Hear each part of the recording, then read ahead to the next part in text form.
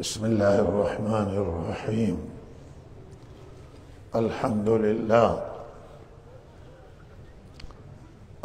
لله نحمده ونستعينه ونستغفره ونؤمن به ونتوكل عليه، ونعوذ بالله من شرور أنفسنا ومن سيئات أعمالنا، ونعوذ بالله من شرور أنفسنا ومن سيئات أعمالنا. من يهده الله فلا مضل له ومن يضلله فلا هادي له، وأشهد أن لا إله إلا الله وحده لا شريك له، وأشهد أن سيدنا ونبينا ومولانا محمدًا عبده ورسوله، صلى الله تعالى عليه وعلى آله وصحبه أجمعين. أما بعد، فأعوذ بالله من الشيطان الرجيم. بسم الله الرحمن الرحيم. منها خلقناكم وفيها نعيدكم ومنها نخرجكم تارة أخرى.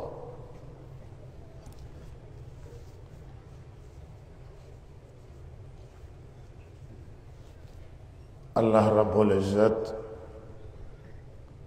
ذات بسیار عظیم و بسیار بزرگ و بسیار مقتدر و توانا است. خدایی که همه این موجودات را آفریده است، زمین را با این عظمت و با این بزرگی، با این گستردگی که 8 میلیارد انسان تنها بر این زمین زندگی می کند. چقدر مخلوقات دیگر، چقدر حیوانات، چقدر دام، چقدر درنده، چقدر حشرات و موجودات زنده که زنده هستند. چقدر این زنده ها زیادند. این همه موجودات را الله آفریده است. این کره خاک را با این گستردگی، کره خاکی را با این گستردگی، با این دریاها، با این کوهها، با این جنگلها و درختان، با این گیاهای مختلف الله سبحانه و تعالی آفریده. او ذات که همه این جهان را آفریده و خالق همه موجودات است، خالق جن و انس و فرشته و ملائکه است. چقدر او ذات عظیمی، چقدر او ذات بزرگه. عظمت الهی، بزرگی الله را بشینیم و من شما فکر کنیم و خدا را میخواهیم بشناسیم. این خلقات و مخلوقات او را نگاه کنیم که با چه حکمت، با چه ظرافت، با چه دانایی این اشیاء را آفریده. اگر ما هم یک فقط موجود که انسانه و انسان یکی از موجوداتی است که الله آفریده، اگر روی خلقت تنها انسان ما فکر کنیم که انسان در وجودش چه داره و چه چیزهایی در وجود انسان الله آفریده که به عنوان یک موجود گویا، به عنوان یک موجود شنوا، به عنوان یک موجود عاقل خصوصا که به نعمت عقل داده، نعمت فکر داده، نعمت علم و دانایی و دانش داده. روی این فکر کنیم و روی موجودات دیگر اگر ما هم فکر کنیم سبب میشه که ما در مقابل خدا کرنش بکنیم، در مقابل خدا عاجزی بکنیم، به سجده الله بیفتیم، به تعظیم الله بیفتیم. و این موجودات را، نعمت ها را که الله آفریده و نعمت ها را به غفلت نخوریم. ببینیم سر سفره ما چه چیزی الله تعالی آورده و بر سفره ما چه چیزی موجود هست، چه غذاهای لذیذ، چه غذاهای مقوی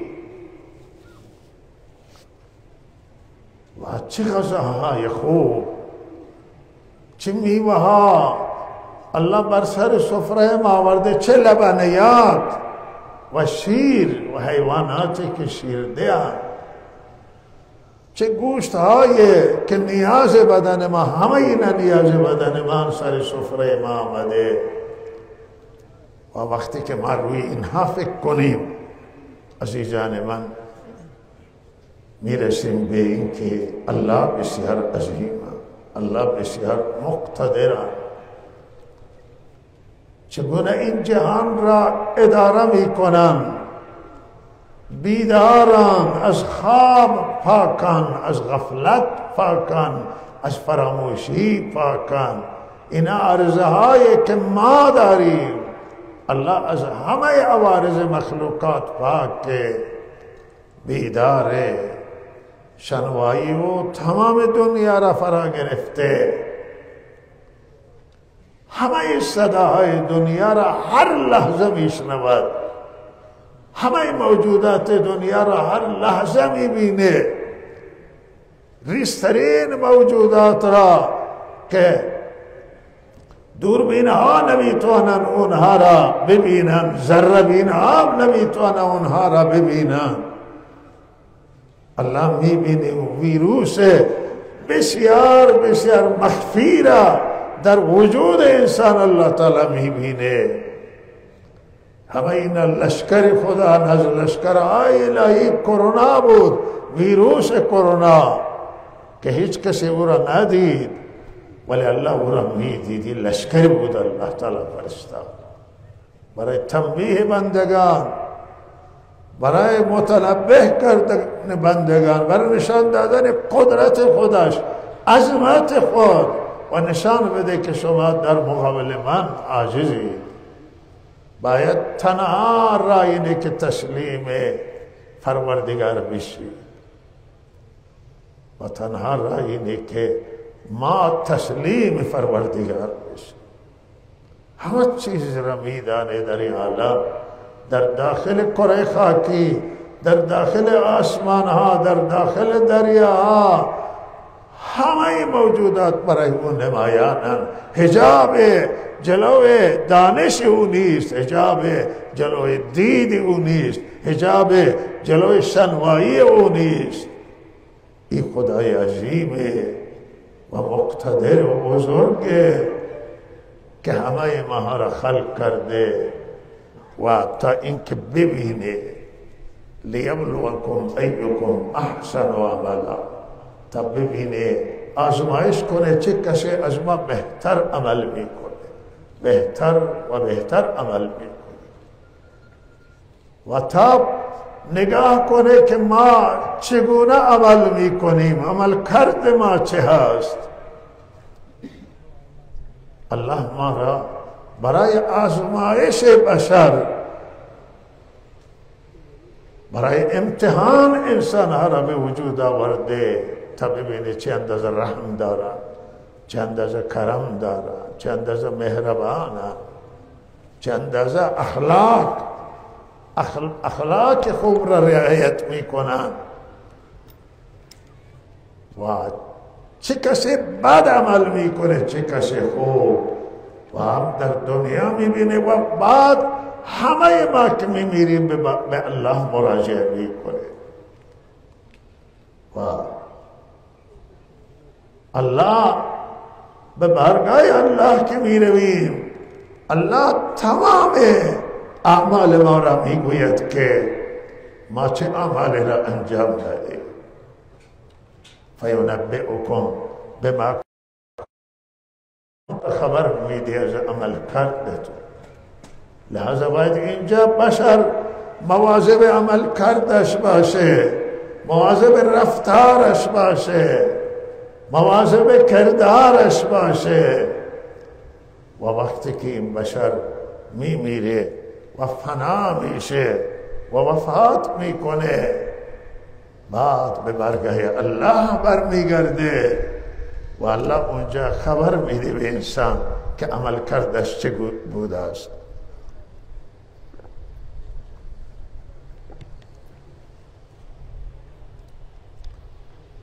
الله انسان را حساب میگیره روز قیامت در عالم برزخ و عالم قبر هم جزا هست، اونجا سزا هست، پاداش هست.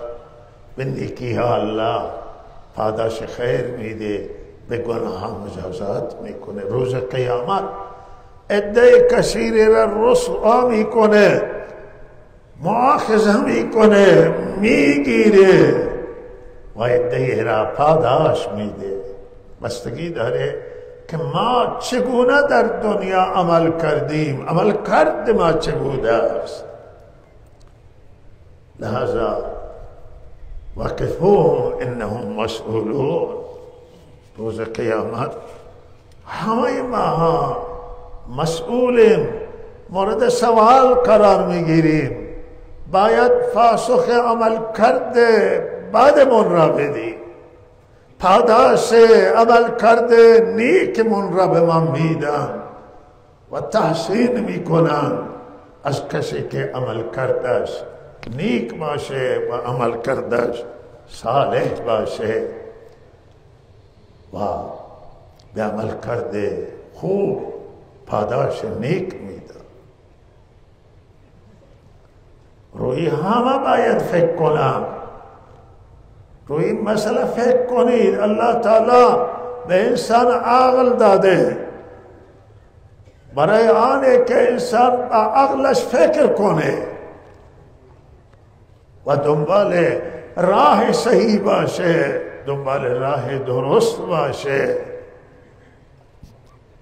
و بهترین راه آنن که پیامبران آوردن در دنیا. این فرستادگان رب العالمین، فرستادگان ویژه پروردگار، صاحبان وحی، به کتابای آسمانی مراجعه کنیم. آخری کتاب قرآن عظیم الشأن، آخری پیامبر محمد رسول الله صلی الله علیه وسلم. پیام‌های آن حضرت را دریافت کنیم، پیام‌های قرآن را دریافت کنیم. واقعا کتاب انسان سازی است قرآن عظیم الشأن.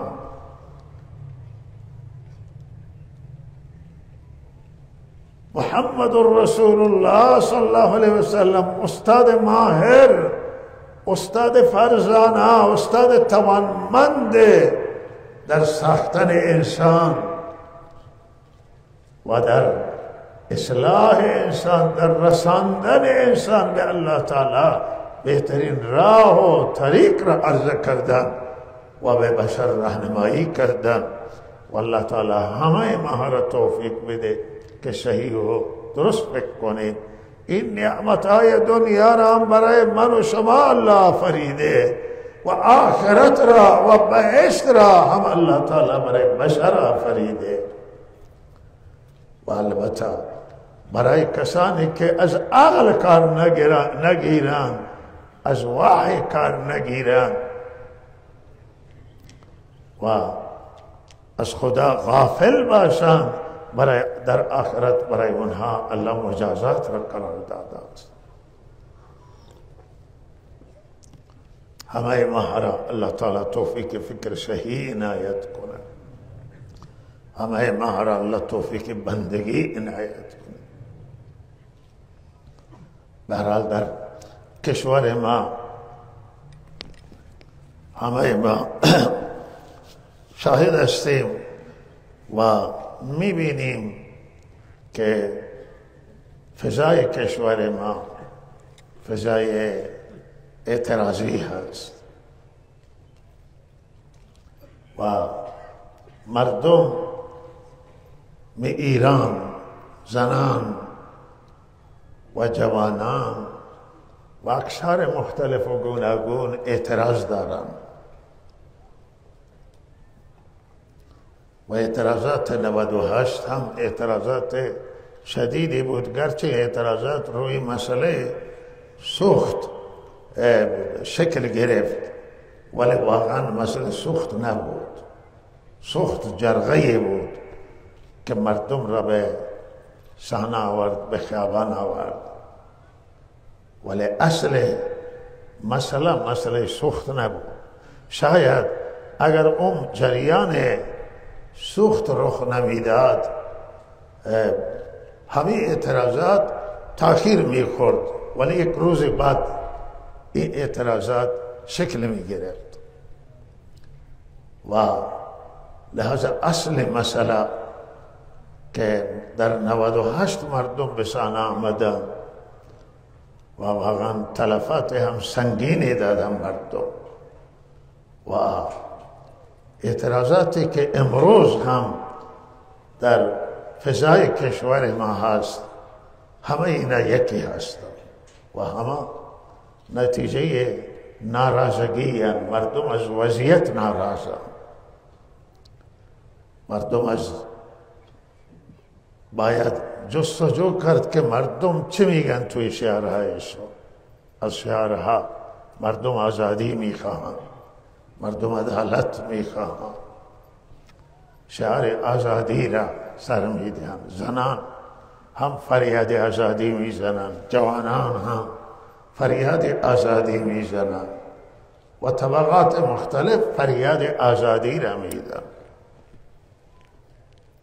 معلوم میشه که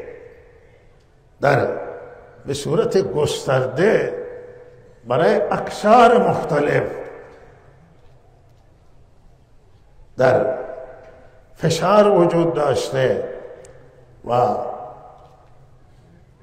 مردم که فریاد آزادی را میدن معلوم میشه که همه طبقات احساس میکنند که مشکل آزادی در کشور وجود داره، مشکل عدالت وجود داره، فریاد عدالت را مردم سر میدهند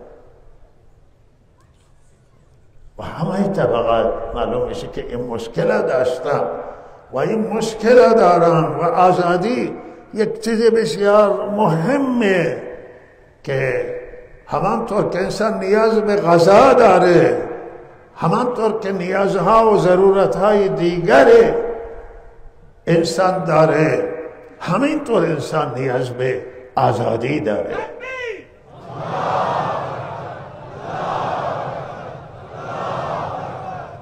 و احساس میشه که تبعیض و نابرابری و فشار در حد گسترده در کشور ما وجود داشته است که این خیزش انجام گرفته، این اعتراضات انجام میگیره. مشکلات در حد گسترده بوده است.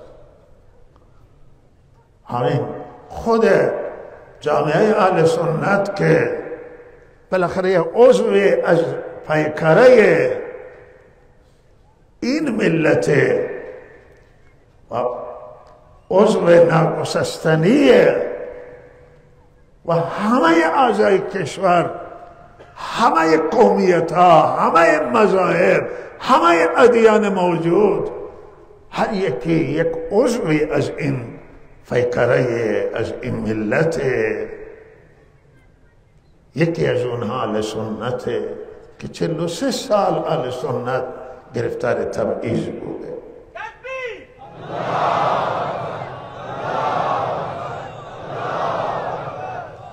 و 43 سال پیگیری هم شده است، از طریق گفتمان پیگیری شده، از طریق مذاکره پیگیری شده، از طریق حضور در صحنه‌های انتخابات. و اینکه اهل سنت با اینکه نظرات متفاوت دارند در بین اهل سنت موجوده، ولی همه منسجم شده وقت انتخابات. یعنی انتخابات اینطور نبوده که مردم بلوچستان یک سازه بزنن، مردم کردستان دیگه سازه بزنن، مردم خراسان زمین، مردم گلستان، مردم استان ساحلی و جنوب و مردم اهل سنت داخل شهرهای بزرگ، همه اهل سنت مناطق مختلف، همه در وقت انتخابات منسجم می شده، رای برنده را هم داشتن. و برای آن که اینها می خواستن تبعیض را پشت سر بگذارن، فشارهای مذهبی را می خواستن پشت سر بگذارن.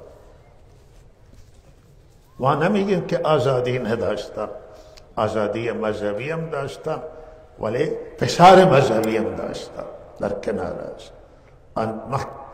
در همه جای کشور بالاخره فشار وجود داشته. همین مصوبه که شورای انقلاب فرهنگی مصوبه کرد که اهل سنت همه به بالاخره برای اونها برنامه ریزی درست کرده، مدیریت و برنامه ریزی، نمایندگان مقام رهبری در مناطق سنی نشین به نام اونها پیشنهاد داده شد.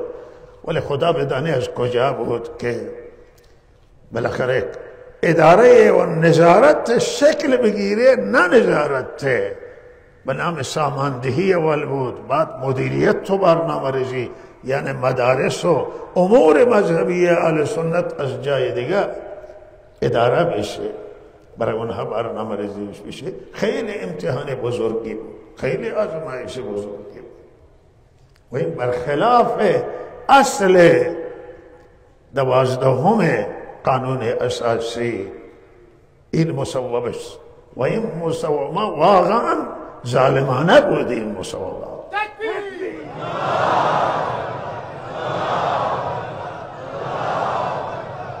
اهل سنت یکی بالاخره از بزرگترین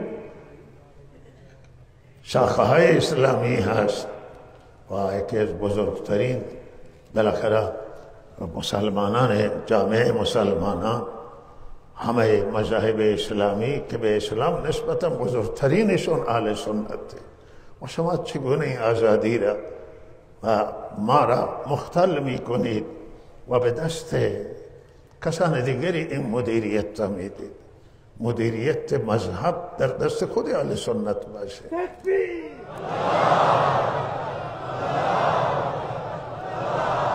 امور مساجدشون و مساجد باید خودشون اداره کنن، خودشون امام را که بر پشت و نماز میخوانن تعیین بکنن.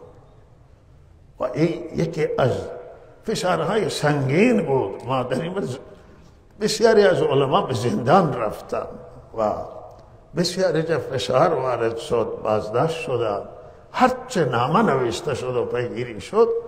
به هر حال نتیجه که ما باید بگیریم نگرفتیم. و من همه جای کشور اهل سنت موجوده. ما برای ساختن مسجد مشکل داشتیم. مثلا همین اهل سنت 3000 نفر بلوچ در بم، زلزله بم کشته شد، آماری که ما داریم. و 3000 نفر معلوم میشه که توی بم چقدر بلوچ زندگی میکنه. یکی از شهرهای گذشته بوده که خیلی بلوچ اهل سنت، ولی یک مسجد هر چه تلاش کرده یک مسجد بسازی نگذاشت. توی کرمان چقدر، توی یزد، توی اصفهان، توی تهران، تمام این شهرها اهل سنت داره. و برای نماز جای نداشتم، پریشان بودم. نمازخانه اجاره بکن، جای اتاق بگیر، سالن بگیر و همه مامورین پلیس امنیتی یا ماموران مخفی امنیتی دنبال بوده، همیشه خوف و ترس نماز برگزار میکرد. کجای دنیا چنان کاری است؟ این همه قره خاکی با این گستردگی فشار نیست.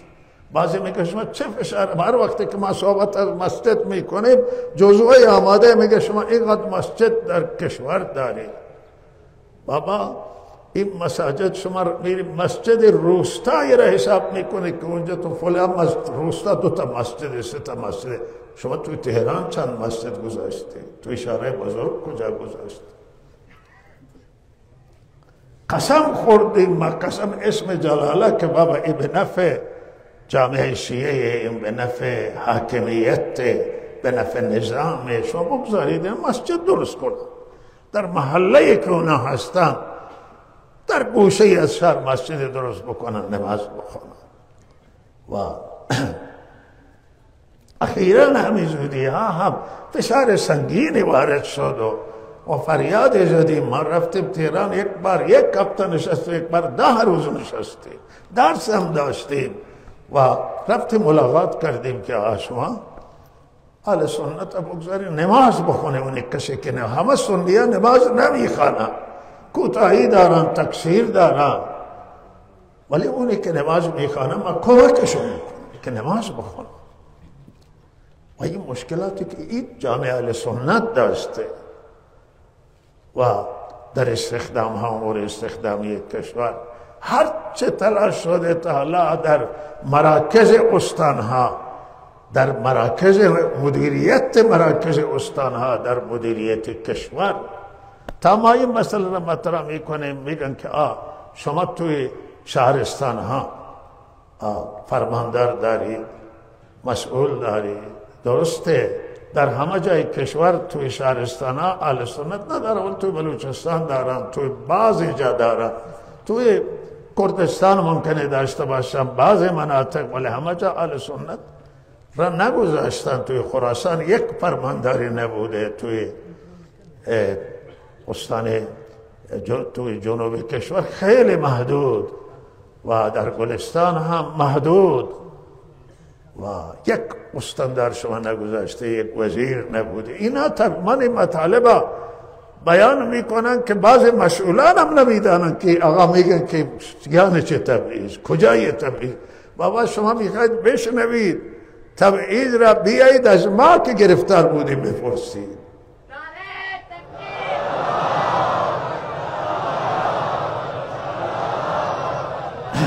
هر دولت را که در دوران اصلاحات و الان در دوران اصولگراها ما حمایت کردیم، رئیس جمهور را اهل سنت را دادم، بعد رفتی تهران نشستیم. آقا چنب بزن که وزیری بگذار، وزیر زنی بگذار، وزیر از اقوام مذاهب بگذاری، معاون رئیس جمهور از اقوام مذاهب. و ما برای این چنه زدیم و واسطه گرفتیم، به زنان متوسل شدیم. بعضی همیشه زنهایی که بالاخره تاثیر دارن، زنهای خانواده های بزرگان قوم متوسل شدیم، بزرگان قوم متوسل شده، هیچ نتیجه نداشته. 43 سال الا 44 ساله گذشته، همین تبعیض در قسمت زنان بوده. نگی تنها اهل سنت، میگی تبعیض در سطح کشوره، در بعد زنان که بالاخره وزیر زن به کار نرفته، زنها با اون جایگاهی که داشته باشن نداشتن. در بعد دانشگاهیان هم شکایت داشتن که به هر حال بسیار مغزای متفکر در دانشگاه رشد کرده، بسیار آدمان توانمند و بالاخره اونها هم مورد تبعیض قرار گرفتن. تبعیض در جامعه شیعه، تبعیض در اقوام، تبعیض در مذاهب و همین گزینش ها که در کشور آمده این گزینش ها این امروز این نابرا فریاد همین علتش همین گزینش ها. شما کسانی را از این گزینش ها قبول کردند و پذیرفتند که تظاهر به اسلام کردند. برو مسجد، برو تو یک مراسم مذهبی شرکت کن و راهپیمایی بیار جلو حرکت کن و تظاهر به انقلاب کردن، تظاهر به دین کردن. همین هایی که بعد اختلاس هم کرده، اونایی که دیندار واقعی هم حرف نداره، اونایی که شایستگی واقعی دارن حرف نداره، ولی همین هایی که با رابطه رفتند و پست گرفتند و اونهایی که با تظاهر به دین، تظاهر به تقوا، تظاهر به اینکه انقلابیان رفتن پست گرفتن، همینایی که اختلاس کردن، همینایی که شطور را به بار بردن و کشور را امروز به اینجا رسوندن که خزانه ها را خالی کردن. بازه نمیگم که همه اینطور بودن، نه، افراد بوده که امانتداری را رعایت کردن، اما فساد گسترده بوده در بدن کشور، در ادارات فساد گسترده و او افرادی که شایستان توانمندن و اگر اونها به کار گرفته می شدن، اگر این سختی ها در گزینش در سطوح مختلف که گزینش شده برای مدیران، انتخاب مدیران کشور و انتخاب ریاست جمهوری، انتخاب نمایندگان مجلس، اگر اینها به این انداز به این صورت نبود، بر اساس شایستگی، بر اساس توانمندی، بر اساس لیاقت بود و این دایره را تنگ نمی کردم. بارها ما گفتیم که دایره را تنگ نکنید، دایره را وسیع کنید، بگذارید انسانهای اگر در دیانت ضعیفند ولی وجدان داشته باشند.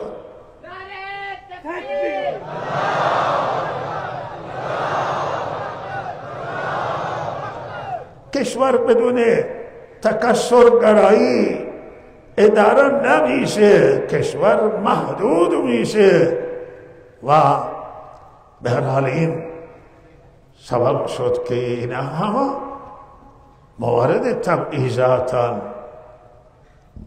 و فشار بر کسانی که در عرصه های سیاسی کار کردن ایجاد محدودیت برای اونها و بر احزاب و تحزبگرایی در کشور نبوده. اگر تحزبگرایی حزبای موجوده، هیچ تأثیری توی کشور علیه هیچ حزبی نیست.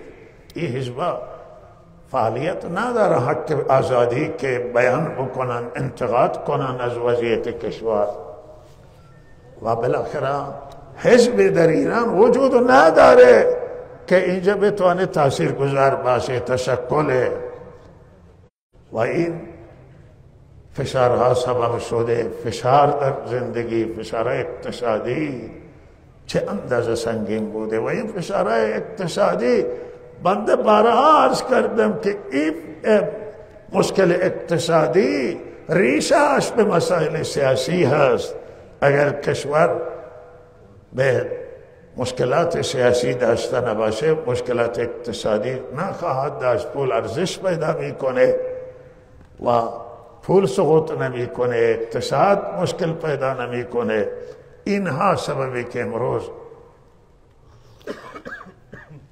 مردم فریاد آزادی میدهند، فریاد عدالت میدهند، زنان فریاد میکنند، دانشجویان، جوانان، نسل جدید و طبقات و طیف‌های مختلف ملت و مسئولان نظام، مسئولان کشور این درد مردم ها این فریاد مردم را و این ناله ملت را، ملت ایران را دریافت کنند.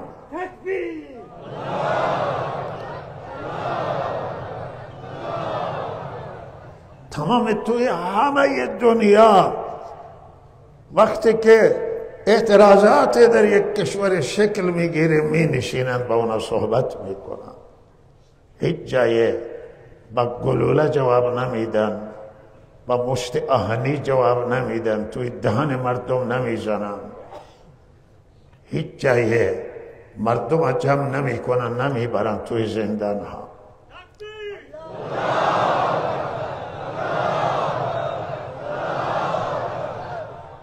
و ما دل سوزانه که عرض میکنیم که همه جای دنیا می نشینم با اونها و منتها عجیبه. بالاخره یکی از منتقدان هم بودم در گذشته هم، حالا و انتقاد من دلسوزانه بوده، همه مسئولان هم میدانند که من دلسوزم و خیرخواه هستم و من یادم نیست که کسی بیاید با من بشینه، از مرکز کشور کسی بیاید، از مراکز قدرت، از مراکز تصمیم گیری کسانی بیاید که این مشکل که شما میگید چیه، شما این مشکل توضیح بدید.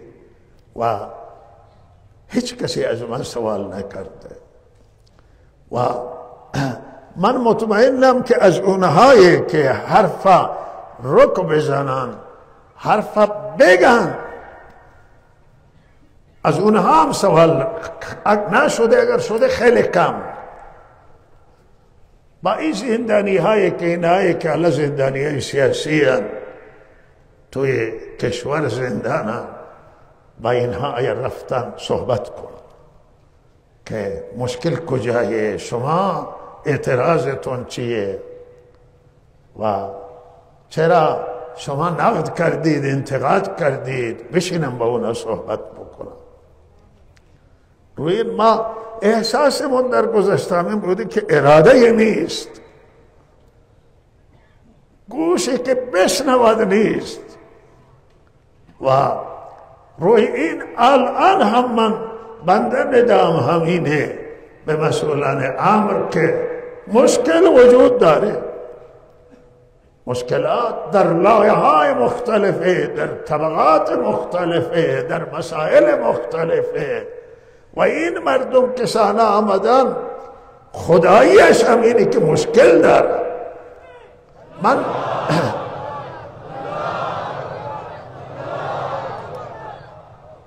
من هیچ وقت نفی نمی کنم که دشمن دست نداره، دشمن تحریک نمی کنه، ولی اگر مشکل نبود دشمن هیچ کاری نمیتوانست بکنه. دشمن مشکلات وجود داره و لحاظا دشمن هم میتونه مشکلات برجسته کنه، ولی این مردم ایران، این ملت ایرانی که الان قریب به 2 ماهه که همین ناله مردمه و فریاد مردمه و من توصیه مانه که صدای مردم، فریاد مردم را بشنوید.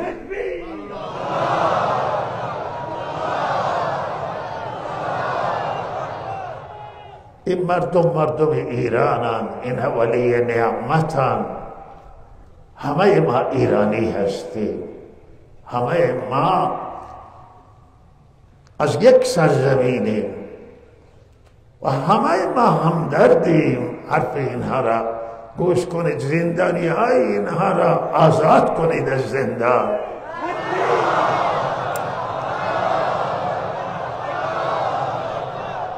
اینهایی که در یک خیزش اخیر دستگیر شدند و زندانی هستند، اونهایی که قبلا به زندان ها رفتند، اونهایی که در 98 به زندان رفتند.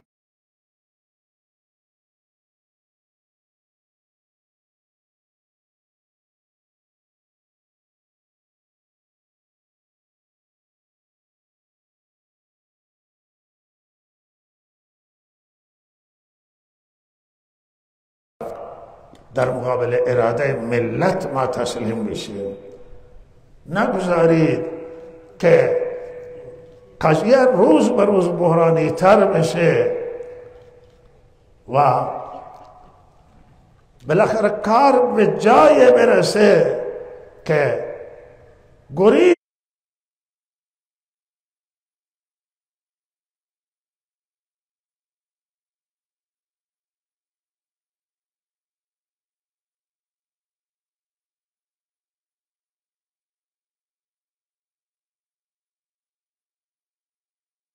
از دین گریزی توی کشور بیشتر بشه، نفرت از علما بیشتر بشه. حالا این حرکتای جدیدی توی کشور که همین به نام امام فرانی همه را نگران کرده است و این نشان آنه که مردم ناراحتی پیدا کردن، ناراحتن، انتظار داره از علما. وقتی توقعشون برآوردن نمیشه اینطور برخورد میکنن. لحاظا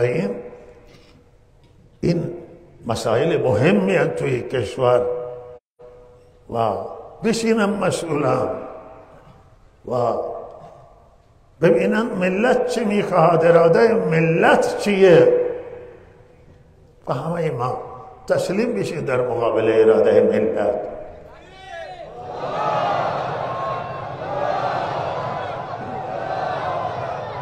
توصیه بنده همینه که اعتراضات حق مردم میدانیم ما که حق مردم اعتراضه که ما حق مردم میدانیم اعتراض سالمه.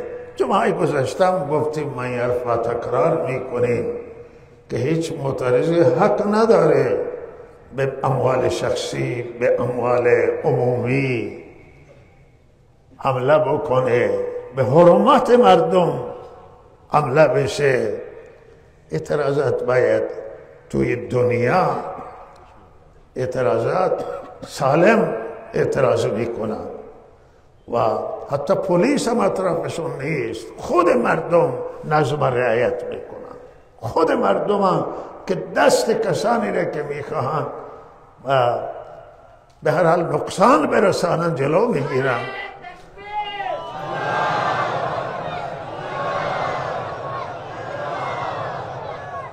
و توصیه ما همینه در سطح کشور که مردم به گلوله های جنگی مورد هدف قرار ندن مامورین.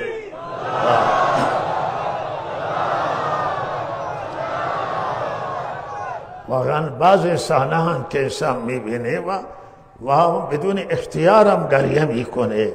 میبینه که بچه های کشته میشن، زنهای مورد حمله قرار میگیرن و یا صحنه‌های دلخراش هم بعضی که نسبت به معترضان انجام میگیره. لحاظا نه معترضان تعرض بکنن و به پلیس، نه معترضان تعرض بکنن به اموال، نه پلیس به مردم. و لحاظا اعتراف باید این نکته را توجه داشته باشند که مردم تلف نشن، مردم کشته نشن. و این خیلی امروز زمان عصر تمدن هست، عصر فرهنگ، عصر گفتمان. ما دروازه گفتمان را باز کنیم، ما دروازه مذاکره را باز کنیم. ما امروز عصر شنیدن ندای مردم توی دنیای، عصر جنگ نیست.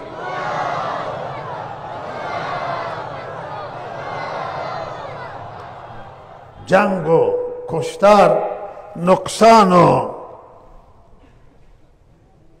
ضرر داره و روسیه که حمله کرده در اوکراین و کشتار مردم مظلوم اوکراین خیلی خسارات بزرگ برای مردم روسیه داره و در سطح دنیا، در سطح بین المللی در دل مردم نفرت پیدا شده از این جنگ و به ضرر این روز، به ضرر روسیه هست. ما هم دلسوزانه به روس ها که همسایه ما هستند و نزدیکند توصیه میکنیم که هر چه سریعتر این جنگ تمام بکنند، به پایان برسند و نیروهای خودشون را خارج کنند از سرزمین اوکراین. مردم اوکراین در حد وسیع تلف میشن و این شایسته نیست. اینا بندگان الله هم الله ناراض میشه و هم خلق خدا و مخلوق خدا.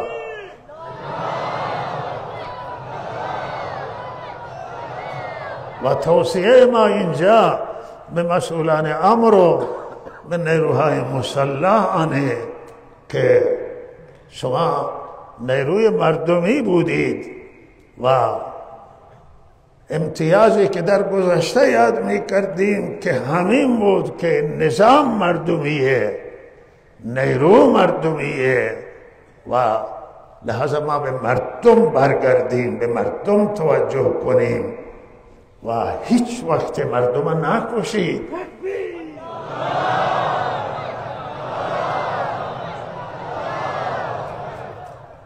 اخیراً صحنه در ایزا خوزستان منتشر شده بود که واقعا خیلی تکان دهنده بود. 2 طفل اونجا تلف شدند و در مناطق کردنشین، در مناطق دیگر مختلف کشور و این مناطق مختلف کشور لحظه این همه انسانها مناسب نیستند برای کشور ما، برای نیروهای ما، برای مردم ما و لحظه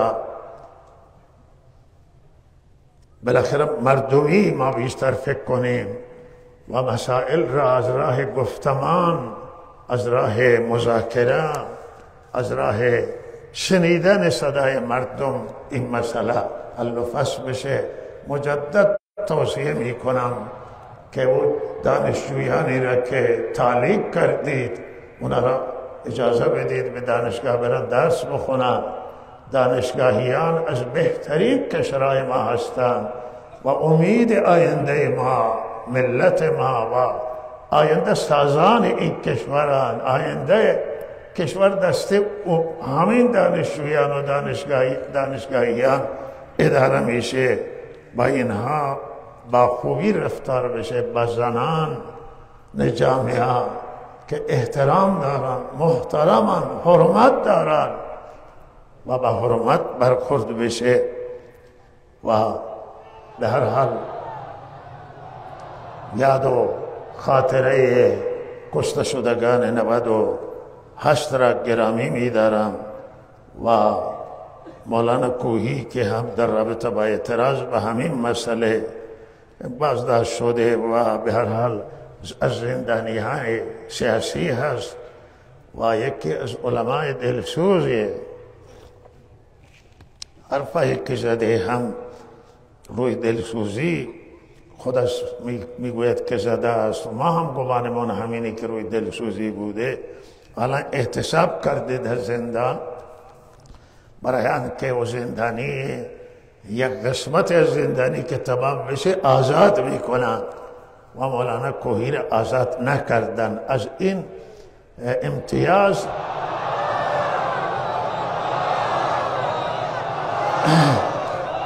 به ایشون تعلق نگرفته، شرط های گذاشتن و او شرط را قبول نکرده و لحاظا زندانیش ادامه پیدا کرده و ایشون اعتراض داره و الان روی این احتساب کرده است و ما هم خواسته من همینه که مولانا کوهی را آزاد کنید.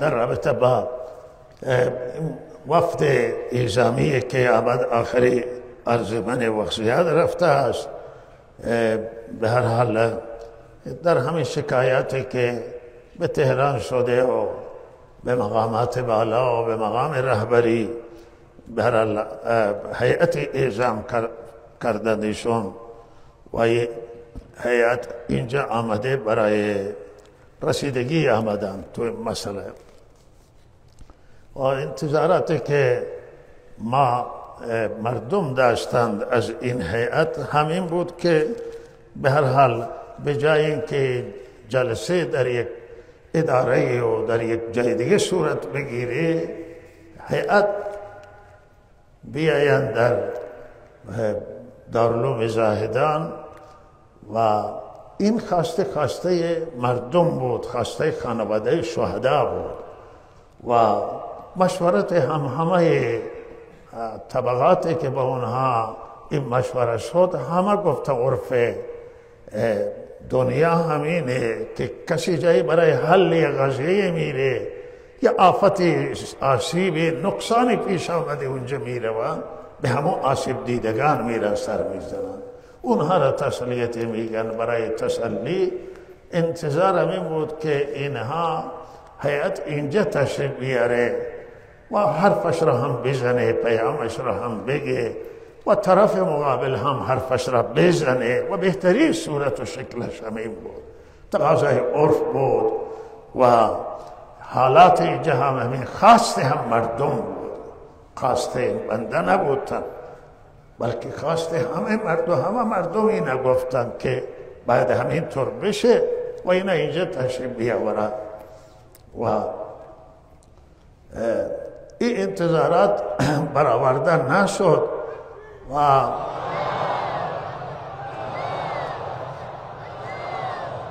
به هر حال اون چی که مهمه من اینجا بگیم که ما اهل گفتمان هستیم و هیچ وقتی گفتمان و مذاکره را نباید رد بکنی همینی که ما الله تاکید میکنیم که مسئولان هم به گفتمان بیاید ما معتقدیم که ما همه بشینیم با هم صحبت بکنیم گفتمان و مذاکره درسته البته یک چیزی بگیم که ما هم اهل گفتمانیم و هم اهل تعاملیم ولی اهل معامله نیستیم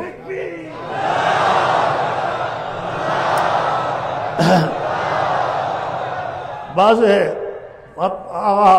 پیش داوری کردن که اینها می نشینن با این هیئت و معامله میکنن خون شهدا را گرفتاری های ما را بسیاری از ایرانیان گفته که اینها می نشینن با هیئت و یا تطمیع میشن یا تهدید میشن و بالاخره تن میدن به معامله و این پیش داوری اشتباهه ما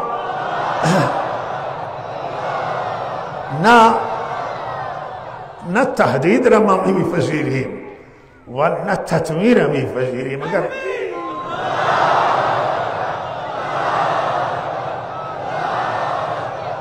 اگر همه کره خاکی را به ما بدن و اعتقاد و ایمان ما هست که ما اهل معامله نیستیم ما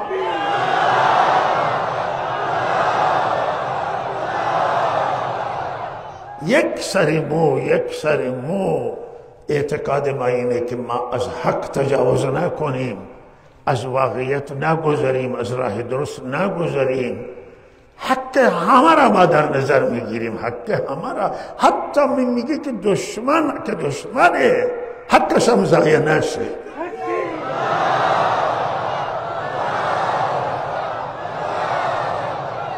و این پیش داوری ها و ظن و گمانه همه اشتباه بود و هیئت که اینجا آمده مهمان بودن اینجا بالاخره اون مهمان که میاد اینجا هم حرمت داره که اینجا آمدن و آمدن برای حل این مسئله و ما با این هیئت گفتیم با اینها بالاخره یک جای ملاقات هم داشتیم و با این هیئت گفتیم که ما پیاممون همین بود که مردم امروز به وعدات هیچ دل نمیبندن نه حرف وعده های من هم قبول نمی کنن نه وعده کسی دیگری را قبول می کنن بلکه مردم به عمل نگاه می کنن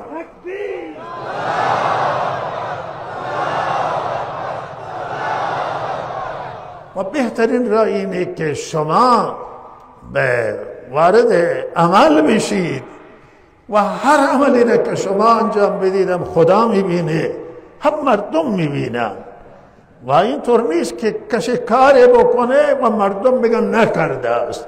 لحاظا بهترین راه عمله. شما عمل بکنید، ما هم وظیفه مونه که شما عمل درست بکنیم. میگه مردم بعضی قدم ها که در گذشته بوده ما گفته قدم ها مثبت یاد کردیم برای شما. آینده هر قدمی که به وسیله توصیه این هیئت برداشته بشه ما میگیم که این عمل اینا کرده. آنچه که و الا هیئت مهمان ما هست، ما هیچ وقت به هیچ مهمان نه توهین میکنیم و بالاخره نه به احترامی به کسی داریم. این خواسته مردم بود، مردم گفته که اینا با اینجا بیاین اور فهمین دل ما تسلی بشه و ما امیدواریم که انشالله هیئت که آمده آینده ببینیم که چه حملای. البته این اعمال، این مسئله در رابطه هیئت برای رسیدگی کل نیامده بود. هیئت برای همین حادثه خونین جمعه خونین زاهدان و خاص آمده بود. این رسیدگیش در همین حده که این خواسته مردم که این محکوم بشن و قاتلان مجازات بشن، کسانی که اینا را امر کردن، کسانی که اجرا کردن این قاتلان مجازات بشن و خسارات مالی و جانی جبران بشه. اینها برای همین خاطر آمدن. اون مسائلی که من میگم تبعیض و آزادی، اون مسائل ملی، خیلی از این مشکلات ها ملی هستند. خیلی مسائل منطقه‌ای هم هست، مناطق مختلف و اقوام و مذاهب مختلف مشکل دارن و اینها مال سطح کشورند و اونها را مگر کشور رسیدگی بکنه و در سطح کلان رسیدگی بشن و اونها به جای خودشون باقی هستن. الله تعالی به همه ما توفیق عمل عنایت بکنه و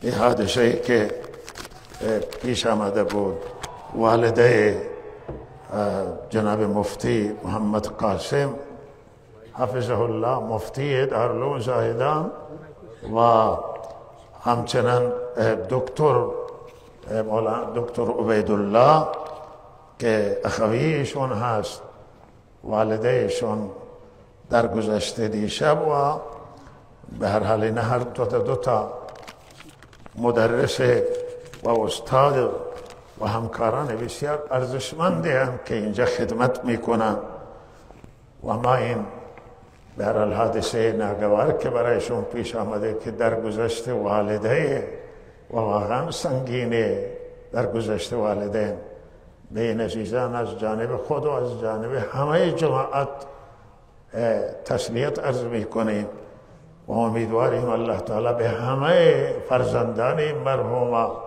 و نزدیکان که داغ دارن و از الله تعالی برایشون رفع درجات و برای همه بازماندگان اجر و صبر میخوام. انشاءالله بعد از نماز چند جمله دعای هم برایشان دعا میشه، برای هم خانواده مرحومه جناب مولانا محمد عیسی شاهنوازی رحم الله، یکی از علمای سرشناس استان بود که خانواده ایشون تازه درگذشتن و درخواست دعا هست و حاج محمد بخش که یکی از عزیزان تبلیغی و یکی از صالحان زاهدان بودم درگذشتن و درخواست دعا شده. انشاءالله پایان برای همهشون دعا میکنیم و صلی الله علی سیدنا محمد.